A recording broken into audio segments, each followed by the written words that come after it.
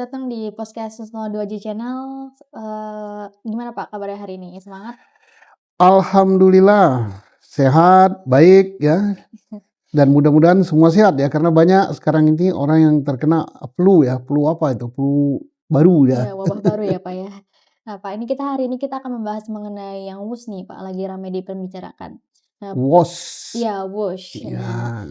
ya, Purbaya ogah membayar utang WUS dengan APBN karena hutang WUS adalah utang antar pembisnis, perusahaan bisnis to bisnis ya Pak.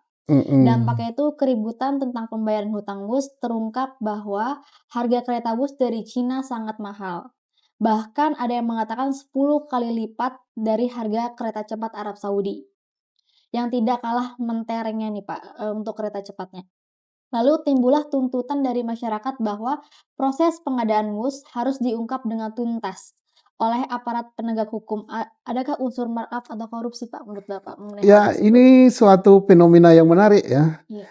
Dengan gaya komunikasi Pak Purbaya seperti itu, akhirnya banyak yang terungkap ya. Misalnya uang mengendap di rekening deposito atau giro gitu. Kemudian ditemukan uang di Kementerian Keuangan yang besar, akhirnya disalurkan. Kemudian lagi Pak Purbaya Menteri Keuangan ini ogah membayar utang kereta WOS karena itu adalah hutang bisnis to bisnis ya, hutang perusahaan, jangan Iya. pakai APBN katanya.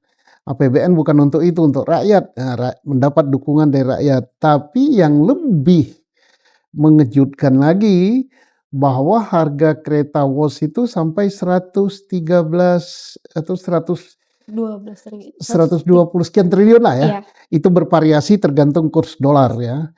120-an sekian triliun atau 130 triliun itu mahal sekali gitu katanya. Mengapa dikatakan mahal?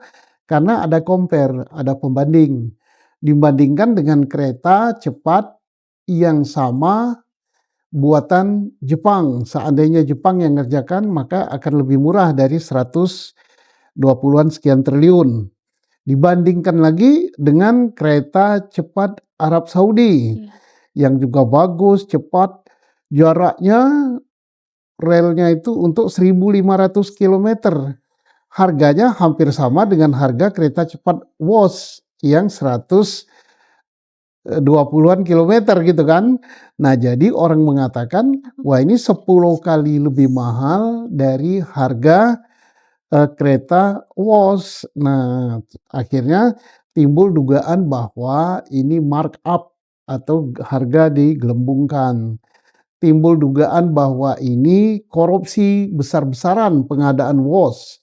Nah, timbul juga tekanan tidak kalah daripada tekanan publik. Pak Mahfud MD ya, mantan Menteri Koordinator Polkam. Dia katakan harus diperiksa ini, harus diusut apakah ada markup, apakah ada korupsi atau tidak supaya tidak menimbulkan kegaduhan. Jadi Pak Mahfud mendesak KPK. Bahkan KPK menjawab, ya Pak Mahfud buat laporan resmi juga. Ini lucu ya. Lucu seolah-olah pimpinan KPK ini nggak ngerti hukum gitu. Masa yang gitu harus ada laporan resmi? Tidak perlu ada laporan resmi karena ini bukan delik aduan, ini bukan persyaratan daripada suatu kejahatan yang harus dilaporkan. Manakala ada informasi seperti itu, apalagi sangat besar, merugikan negara, ya akan merugikan negara dalam jumlah yang besar sekali, KPK nggak usah menunggu laporan. KPK kan lengkap gitu, lengkap gitu, petugas-petugasnya banyak gitu. Kemudian kewenangannya juga luar biasa yang diberikan undang-undang. Ya silakan dilakukan penyelidikan, manakala cukup bukti tingkatkan menjadi penyidikan dan seterusnya dan seterusnya. Dan juga alangkah baiknya kalau pimpinan KPK tampil ke publik, bukan humasnya. Mengapa begitu? Karena ini kan sudah menimbulkan kehebohan halayak ramai. Jadi tampil ke publik, misalnya pimpinan KPK, unsur pimpinan, atau bila perlu bersama-sama. Bahwa kami telah membentuk tim, melakukan pengusutan terhadap informasi adanya dugaan markup atau korupsi pengadaan kereta cepat WOS. Nah, baru KPK jempol begini, jangan diam saja atau jangan pada level bawah yang memberikan tanggapan, tapi kita tidak tahu apakah KPK sudah bentuk tim, apakah KPK sudah melakukan penyelidikan apa belum. Ini sebaiknya pimpinan KPK memberikan statement. Tidak perlu dia memberikan statement bahwa kami telah melakukan ini, telah memeriksa ini, nggak usah. Itu hal penyelidikan mungkin tertutup ya, bahwa kami telah membentuk tim melakukan penyelidikan tentang dugaan adanya markup kereta cepat WOS. Kenapa? Rakyat berhak tahu, itu duit rakyat gitu ya. Lalu nih Pak, apakah pengadaan kereta cepat WUS oleh pemerintah telah melalui proses pengadaan barang dan jasa? Bagaimana yang diatur dalam peraturan perundang-undangan? Nah, inilah yang tugas daripada aparat penegak hukum ya, bisa KPK, bisa Polri, bisa Kejaksaan, bisa gabungan mereka untuk menyelidiki ini. Kan ada aturannya pengadaan barang dan jasa. Apalagi ini nantinya akan menjadi beban rakyat, gitu kan, beban negara. Walaupun Menteri Keuangan katakan tidak mau bayar dengan APBN, tapi mau atau tidak mau ini juga akan menyangkut negara Indonesia yang berhutang di luar negeri. Harus diusut ya, harus diteliti.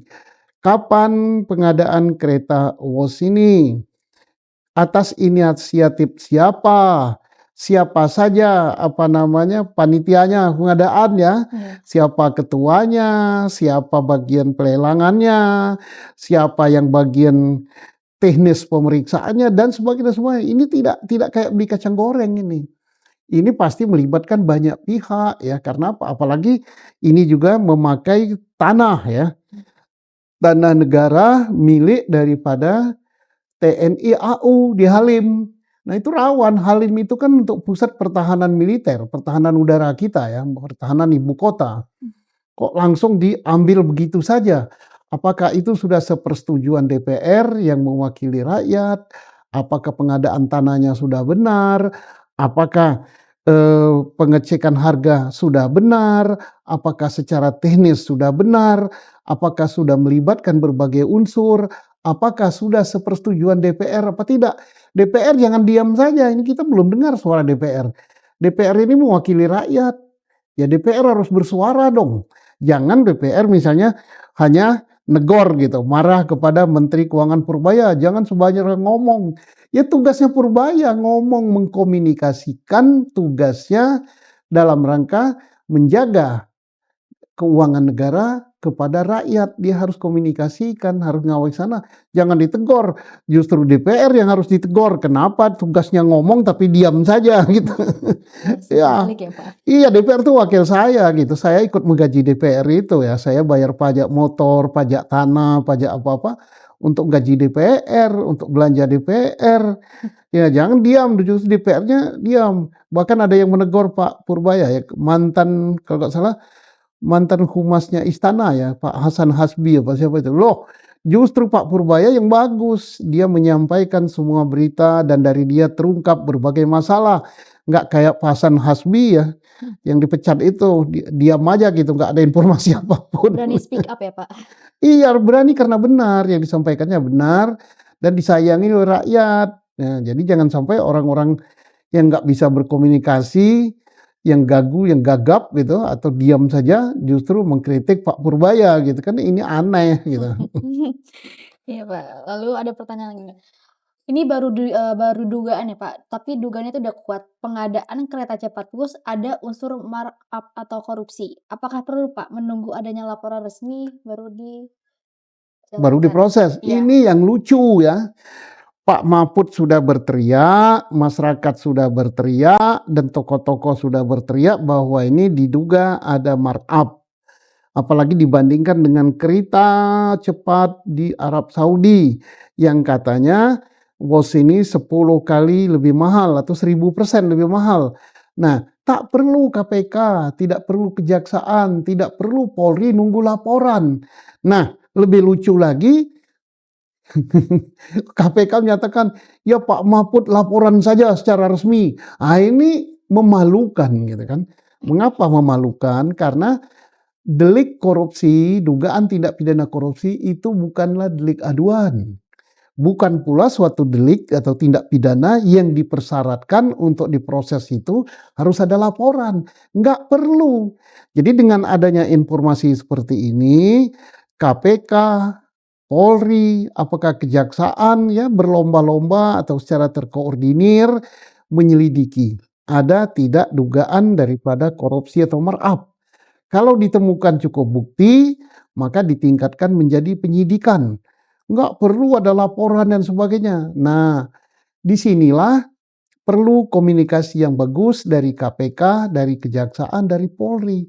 Menyampaikan kepada masyarakat apa yang dilakukan oleh instansi kejaksaan. Apa yang dilakukan oleh instansi KPK. Apa yang dilakukan oleh instansi kepolisian atau Polri terhadap informasi adanya dugaan atau korupsi atau markup dari pengadaan kereta WOS ini. Nah, silakan gitu. Oh, ini tidak perlu dibuka, ini masih rahasia penyelidikan. Ada hal-hal yang memang tidak perlu dipublis supaya tidak menghambat jalannya penyelidikan. Tapi tentang langkah yang dilakukan itu tidak rahasia. Misalnya kami KPK, kami Polri, kami Kejaksaan telah membentuk tim untuk mengumpulkan alat-alat bukti dalam rangka penyelidikan. Nanti kalau sudah cukup bukti, kami akan tingkatkan menjadi penyidikan. Gitu, sehingga rakyat yang mengeluarkan duit melalui pajak atau melalui kekayaan negara, hasil tambang, hasil hutan, hasil ikan, dan lain-lain itu milik rakyat itu. Dipotong gitu, atau dibebani pajak untuk gaji aparat-aparat penegak hukum dan gaji DPR ini.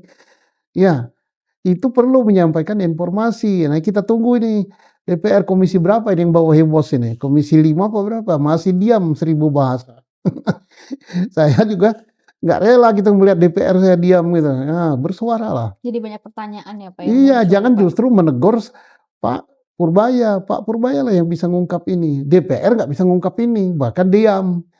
Jangan-jangan DPR-nya nggak tahu bahwa ini terjadi markup dan sebagainya. Nah, jangan-jangan dalam proses pengadaan kereta ini DPR tidak dilibatkan gitu. Nah, ini DPR harus bersuara dong. Ya. Lalu nih Pak, apakah ada kemungkinan dalam proses pengungkapan dugaan korupsi pengadaan kereta cepat ini ada kendala di baliknya? Ya, kalau saya katakan tidak ada kendala ya. Karena apa? Jelas sekali cara memeriksanya. Ya, saya ini petani sekarang, nggak tahu lagi ya. Tapi menurut pemikiran saya selaku orang yang pernah berkecimpung di dunia penyidikan ini tidak sulit. Kenapa? Ditelusuri saja dari proses awal pengadaan. Siapa ketua pengadaannya, siapa PPK-nya, siapa juru bayarnya, siapa yang memutus, dan seterusnya. Kemudian dicek sebagai pembandingnya adalah peraturan pemerintah atau perundang-undangan yang terkait dengan pengadaan barang dan jasa. Apakah sudah memenuhi syarat itu atau belum untuk menentukan harga dan sebagainya. Nah, termasuk nanti membandingkan harga. Kan Jepang mau masukkan, mengapa Jepang tidak dipilih? Mengapa negara lain tidak dipilih? Misalnya kereta yang mengadakan China dan sebagainya, itu harus reasoningnya masuk akal dan harus sesuai dengan hukum. Wah, dipilih yang lebih mahal 10 kali lipat ini karena 1, 2, 3, sehingga tidak ada korupsinya. Atau tidak bisa mempertanggungjawabkan itu, berarti ada ketidakberesan, maka patut diduga gitu ya. Tapi tidak cukup dengan patut diduga saja. Patut diduga harus dilengkapi dengan alat bukti bahwa ini betul terjadi pidana. Apapun juga masalah pengadaan kereta WOS ini harus diproses secara hukum sehingga tidak menimbulkan kegaduhan. Kalau memang ada unsur pidananya, proses sampai ke pengadilan. Kalau tidak ada unsur pidananya, ya nyatakan tidak ada unsur pidananya sehingga rakyat sebagai pemilik daripada kereta WOS atau pemilik daripada negara ini itu tenang gitu melihat aparatnya bekerja dengan benar. Tidak mesti bahwa sesuatu yang diproses itu harus terbukti pidana, terbukti bersalah. Tidak, bisa saja hasilnya tidak terbukti pidana bahwa telah sesuai dengan ketentuan yang ada, ya. Tapi kalau didiamkan saja, ini menimbulkan kegaduhan, menimbulkan dugaan yang macam-macam. Misalnya, wah, karena melibatkan pejabat, karena melibatkan siapa, maka tidak diproses. Ya, itulah saya sebagai petani yang tinggal di desa pun mengikuti perkembangan WOS ini. Apalagi yang tinggal di Jakarta, di Surabaya, lain-lain. Ini negara ini milik rakyat, milik bersama gitu, ya. Oke, saya kira itu ya.